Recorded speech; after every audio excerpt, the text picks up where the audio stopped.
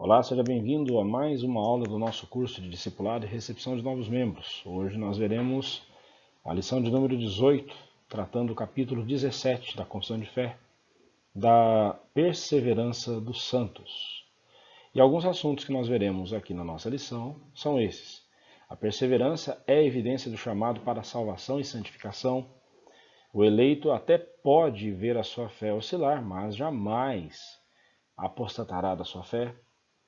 A perseverança implica na impossibilidade de alguém perder a sua salvação, e a perseverança não depende do livre-arbítrio, mas somente da obra da Trindade no coração do eleito. Porém, quando um eleito comete um grave pecado, traz sérias consequências sobre si e sobre os outros. Então vejamos esses assuntos aí no decorrer da nossa lição. O parágrafo 1º diz o seguinte: os que Deus aceitou em seu bem-amado, eficazmente chamados e santificados pelo seu Espírito, não podem cair do estado de graça, nem total, nem finalmente, mas com toda certeza hão de perseverar neste estado até o fim e estarão eternamente salvos. Vamos entender melhor esse. O que é a perseverança dos santos? Então vejamos que, primeiramente, a perseverança dos santos ela é o resultado da salvação. Diz aí o parágrafo 1º, os que Deus aceitou em seu bem-amado, eficazmente chamados e santificados pelo Espírito Santo. Observe que aí se refere à obra da salvação. A eleição, a salvação que Cristo efetuou e a operação do Espírito Santo no coração da pessoa. Quando falamos da perseverança dos santos, a pergunta que surge é: a perseverança é dos santos em Cristo ou de Cristo nos santos? Certamente as duas afirmações são verdadeiras, né? É tanto um esforço do crente em permanecer firme em sua confiança em Cristo, e por isso mesmo ele continua crescendo em santidade e em comunhão com Cristo, quanto também é uma operação maravilhosa do Deus triuno no coração do salvo. Deus, o Pai, aceitou em sua presença aqueles por quem Deus, o Filho, Jesus Cristo, morreu na cruz, e que no devido tempo Deus, o Espírito Santo, chamou para receber a salvação e o perdão dos seus pecados, santificando-os dia a dia. Assim, o Deus triuno persevera em sua obra em nós, e nós perseveramos em sua presença, porque Ele mesmo é quem nos sustenta. Aquele que começou boa obra em nós haverá de completá-la até o dia de Cristo Jesus. É a promessa de Deus para nós lá em Filipenses 1. Mas também vemos que a perseverança dos santos é a segurança que o salvo tem em Cristo. Diz aí a Confissão de Fé no parágrafo 1º, não podem cair do estado de graça, nem total, nem finalmente, mas com toda a certeza hão de perseverar neste estado até o fim e estarão eternamente salvos. Quero chamar a sua atenção para esses dois advérbios aqui, total e finalmente, né? Então não é possível que um crente caia total e finalmente, ou seja, definitivamente da fé. Né? Que segurança tenho em Jesus, diz aquele hino que nós cantamos. Né? Que segurança nós temos em Cristo.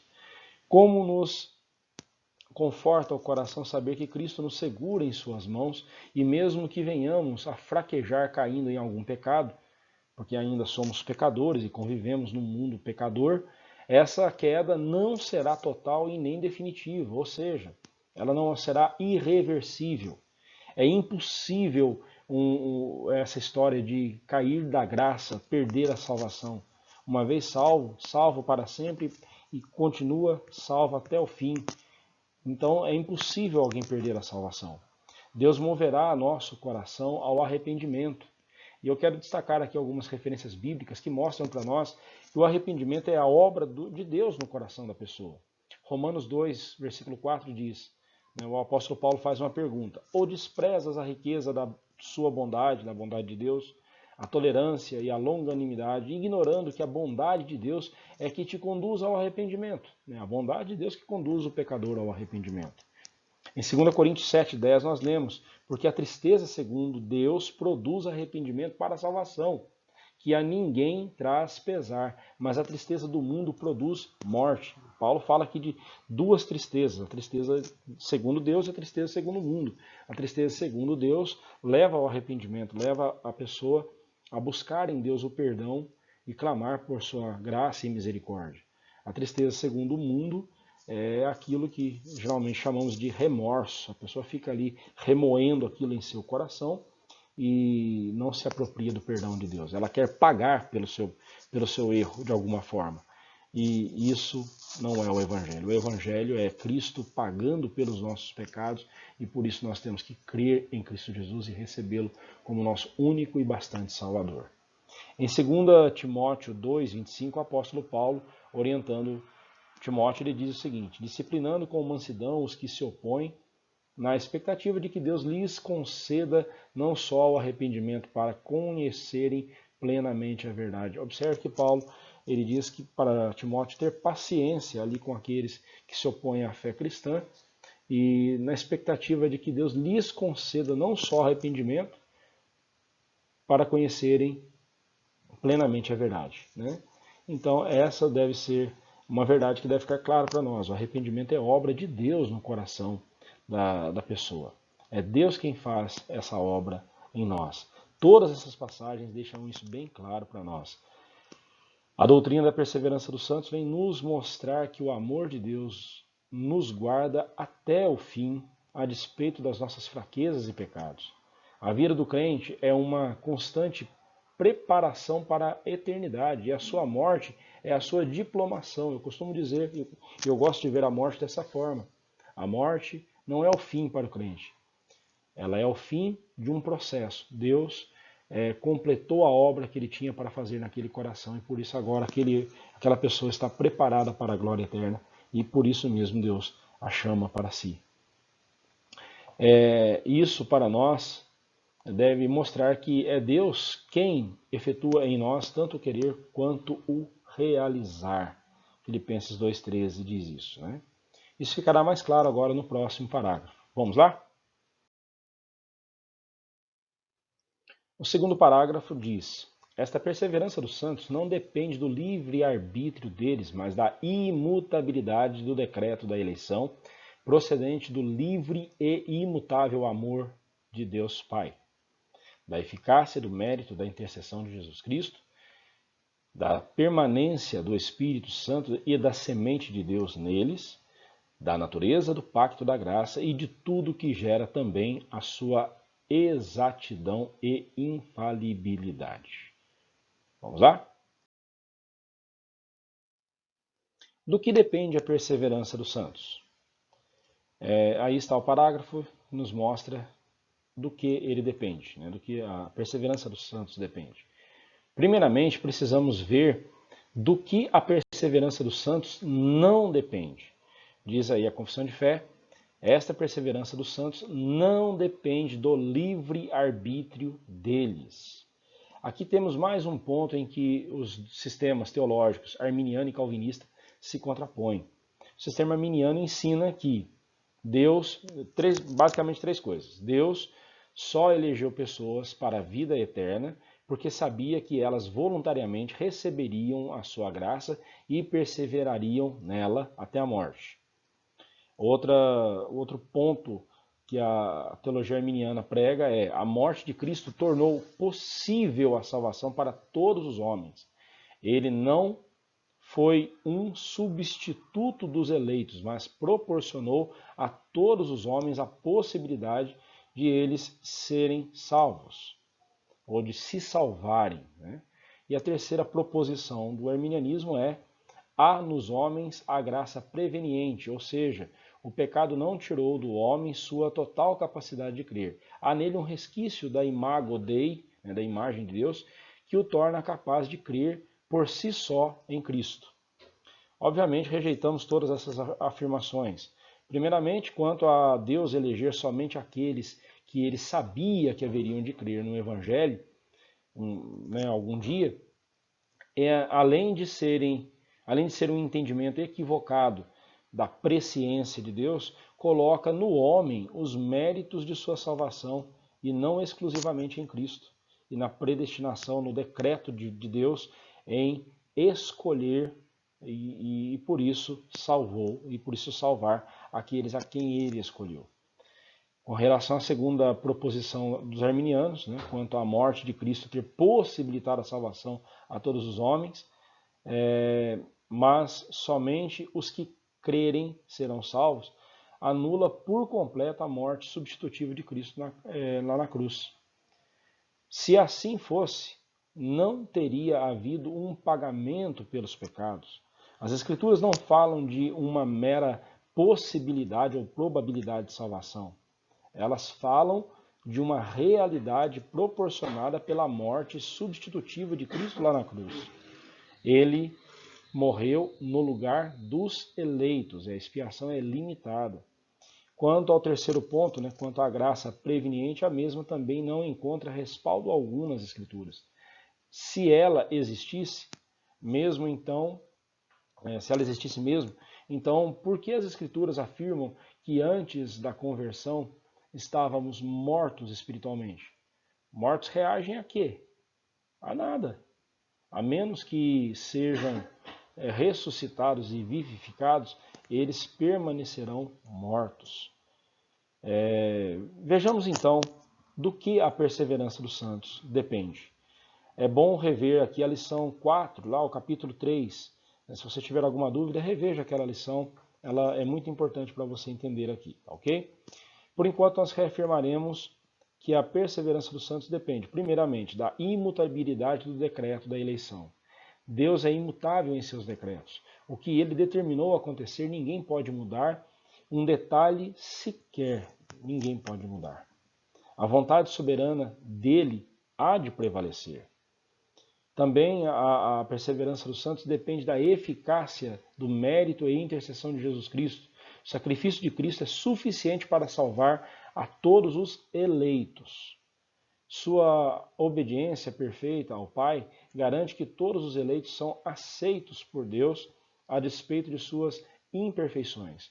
Alexander Archibald Hodge diz o seguinte: visto, pois, que nem a redenção de Cristo, nem a sua intercessão podem desviar-se dos fins para os quais se destinam, é obviamente impossível que aqueles a quem substituiu e por quem adquiriu perfeita justiça e em favor de quem oferece a sua intercessão eficaz, não podem ser omitidos da salvação.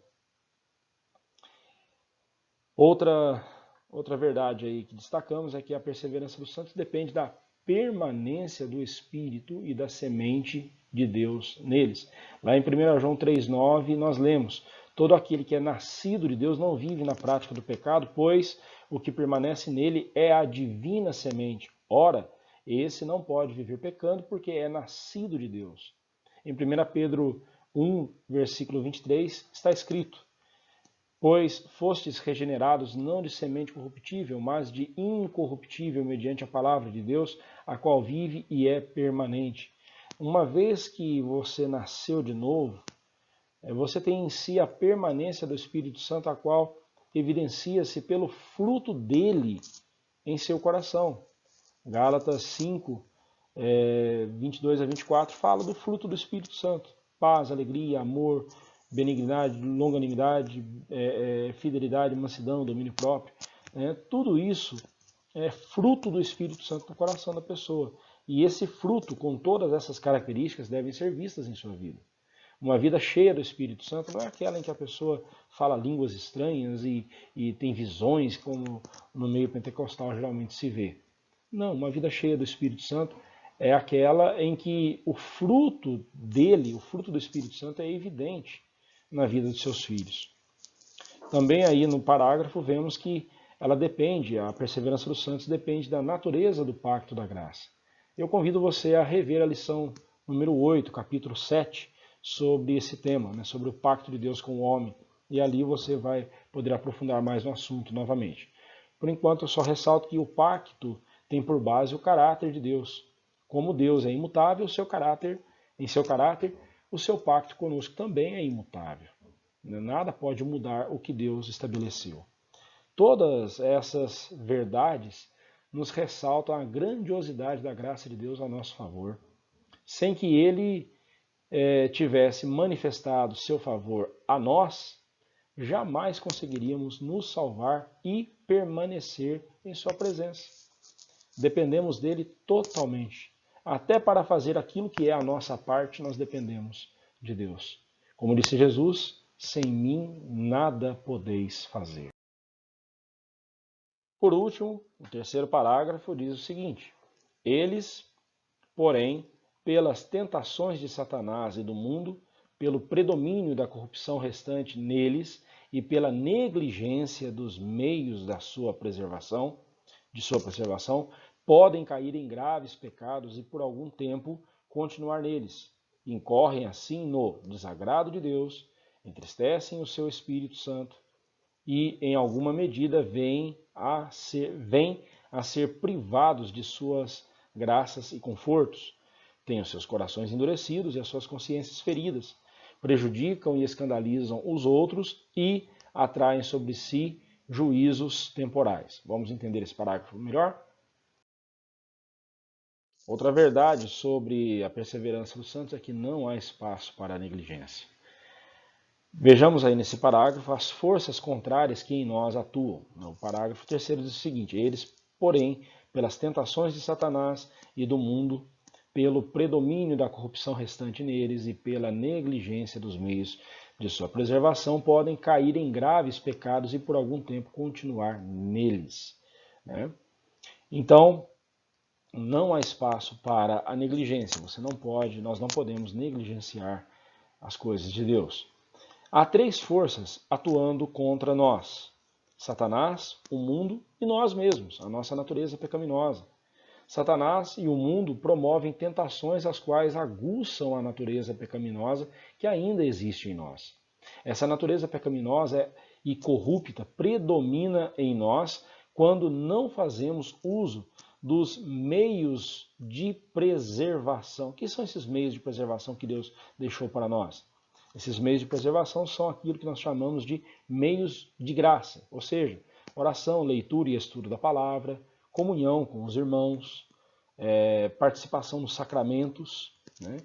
Quando negligenciamos esses meios de graça, ficamos vulneráveis às tentações e acabamos caindo em pecados graves. É importante que fique claro que, infelizmente, é possível que verdadeiros servos de Deus, salvos em Cristo, caiam em graves pecados e até mesmo fiquem presos neles por algum tempo, colhendo severas consequências dos mesmos, por causa dos pecados. Nós veremos a seguir que consequências são essas. Então vejamos aí, consequências temporárias do pecado. A confissão de fé diz: incorrem assim no desagrado de Deus, entristecem o Espírito Santo e em alguma medida vêm a ser privados de suas graças e confortos, têm os seus corações endurecidos e as suas consciências feridas, prejudicam e escandalizam outros e atraem sobre si juízos temporais. É impossível alguém por quem Cristo morreu perder a salvação. Não existe perda de salvação. Contudo, severas consequências surgem do pecado. Primeiramente, falamos aí do desagrado de Deus. O grande objetivo de todo crente deve ser a glória de Deus, viver para a glória de Deus e em tudo honrá-lo. Ao pecar, o crente desagrada a Deus e não cumpre o propósito para o qual ele foi salvo. A Bíblia, com frequência, fala do rosto de Deus voltado para os seus filhos, e quando estes estão em rebeldia contra ele, ele vira o seu rosto. Ou seja, trata-se aqui de uma figura de linguagem para retratar o desgosto de Deus com os seus filhos quando eles pecam. Porque nós vemos lá na bênção arâmica, a bênção que Arão deveria proferir sobre o povo, o grande desejo do piedoso é que o rosto de Deus resplandeça sobre ele. Ou seja, o rosto de Deus sempre esteja aprovando o que o seu servo esteja fazendo. Quando o seu servo está pecando, Deus desaprova, desagrada com a atitude do seu filho, dos seus filhos. que estão em pecado. Outra consequência aí é entristecer o Espírito Santo. A salvação do pecador consiste em o Espírito Santo entrar no seu coração e o vivificar, dando-lhe a fé salvadora e as demais graças que a acompanham. A partir de então, o Espírito Santo passa a habitar no coração do pecador, selando-o para o dia da volta de Cristo. A isso a Bíblia chama de batismo com o Espírito Santo. Quando perguntarem para você, você é presbiteriano, você não crê no batismo com o Espírito Santo? Sim, eu creio, só não creio que seja aquilo que você chama de orar em línguas estranhas, aquela coisa toda. Não tem sentido algum aquilo. O batismo com o Espírito Santo é aquilo que Efésios capítulo 1 fala, é o selo do Espírito Santo marcando o servo de Deus para o dia da volta de Cristo. Ocorre que uma vez que o Espírito Santo vem habitar no coração da pessoa, jamais sairá dali. Nem mesmo quando a pessoa pecar, ele sairá. Contudo, a cada pecado que o crente comete, ele entristece o Espírito Santo. E isso deveria trazer para nós profundo pesar. O simplesmente pensar em entristecer aquele que é a fonte da verdadeira alegria e da nossa alegria. Acontece, porém, que no momento em que pecamos, se permanecermos no pecado, sem confessá-lo e abandoná-lo, haveremos de ser privados em alguma medida das graças e dos confortos que o Espírito Santo promove em nosso coração nesta vida tão difícil, neste mundo tão difícil que vivemos. Davi é um exemplo disso. Ele sentiu-se definhando em sua alma e corpo enquanto não havia confessado o seu pecado. Isso nos leva a outras duas consequências tristes que são destacadas aqui no parágrafo. Coração endurecido e consciência ferida. É possível que um crente ao cair num pecado, passe algum tempo preso nele, naquele pecado. Enquanto isso, seu coração fica duro e a sua consciência ferida e cauterizada. Essa pessoa passa a culpar os outros pelos seus sofrimentos, que ele próprio causou a si por quando pecou. Ele se torna amargo e seco em sua alma, fica irredutível e se vitimiza o tempo todo. Ele fica irreconhecível. Por tudo isso, o pecado traz outra consequência severa: prejudicar e escandalizar os outros. Novos na fé ficam confusos, ímpios debocham do nome de Cristo e da sua palavra por causa do mau exemplo que um crente que caiu no pecado e permanece no pecado dá. Atrair sobre si juízos temporários, né? A Bíblia é a última das consequências aí, né? Atrair sobre si juízos temporários. Deus disciplina os seus filhos porque os ama.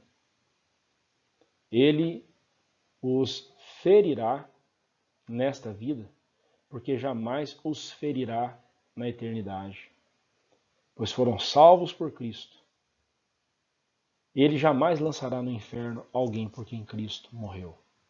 Por tudo isso, não há espaço para a negligência. O servo de Deus evidencia sua salvação e filiação divina por meio da obediência e santidade de vida. Concluindo então a nossa lição, a perseverança dos santos, lembre-se, ela é a evidência de sua salvação, é obra do Deus triuno em seu coração, é a garantia de que jamais você perderá a salvação que Cristo conquistou para você lá na cruz do Calvário. E eu quero aqui contar uma história, uma ilustração, né, sobre o que é a perseverança. Muito interessante. Conta-se que num passeio inaugural de um dirigível, naquele balão onde muitas pessoas viajavam, o Zeppelin, né? Pesquise depois na internet e você vai ver o Zeppelin. Conta-se que num passeio inaugural, de repente o balão começou a pegar fogo. E várias pessoas no desespero pularam lá de cima e morreram, obviamente. E apenas um se salvou. E quando o balão, já em chamas, caiu no chão, essa pessoa foi socorrida, perguntaram para ele como foi que ele se salvou, ele disse o seguinte: quando eu vi que tinha uma corda, eu me agarrei a essa corda, fiquei pendurado nessa corda. Mas quando eu percebi que eu não teria força suficiente para aguentar o tempo todo ali segurando com o meu braço, enquanto eu tinha força, eu passei a corda na minha cintura, amarrei a corda na cintura, e então eu fiquei seguro pela corda. E assim, quando eu tive a oportunidade, ao descer, eu escapei da morte. Isso ilustra para nós, de forma bem simples, a perseverança. A perseverança não é um esforço nosso. O único esforço que temos que fazer é confiar em Cristo Jesus. Mas até isso é obra dele em nosso coração. Contudo, nós devemos nos agarrar a Cristo Jesus e saber que é Ele quem nos segura, é Ele quem nos sustenta, é Ele quem nos mantém firmes, perseverantes até o fim. E assim Ele fará conosco. Que Deus abençoe o seu coração e que você possa sempre entender que você necessita totalmente de Deus para fazer aquilo que Deus quer e para perseverar até o fim. Persevere confiante na graça de Deus. Quando você cometer um pecado, se livre dele o quanto antes. Confesse-o, peça perdão, afaste-se desse pecado o quanto antes. Porque a pior de todas as consequências que você pode sofrer, a pior delas é você incorrer no desagrado de Deus. É você desagradar a Deus. É você entristecer ao Espírito Santo, o único que te dá a verdadeira alegria. Então, não se esqueça também de memorizar aí as perguntas do Catecismo Maior. Pergunta 82. Em que tempo se realiza a comunhão em glória que os membros da Igreja Visível têm com Cristo? 83. Qual é a comunhão em glória com Cristo que os membros da Igreja Invisível gozam nesta vida? 84. Morrerão todos os homens? 85. A morte sendo salário do pecado, porque não são os justos poupados dela, visto que todos os seus pecados são perdoados em Cristo? Memorize essas perguntas, as respostas você tem ali na sua apostila, e assim com certeza você será enriquecido no seu conhecimento de Cristo Jesus. Ok? Deus abençoe e até a nossa próxima lição. Não se esqueça, se você tiver alguma dúvida, deixa aí conosco a sua pergunta ou fale diretamente comigo, estarei à sua disposição. Deus abençoe muito a sua vida e até a nossa próxima lição. Até lá.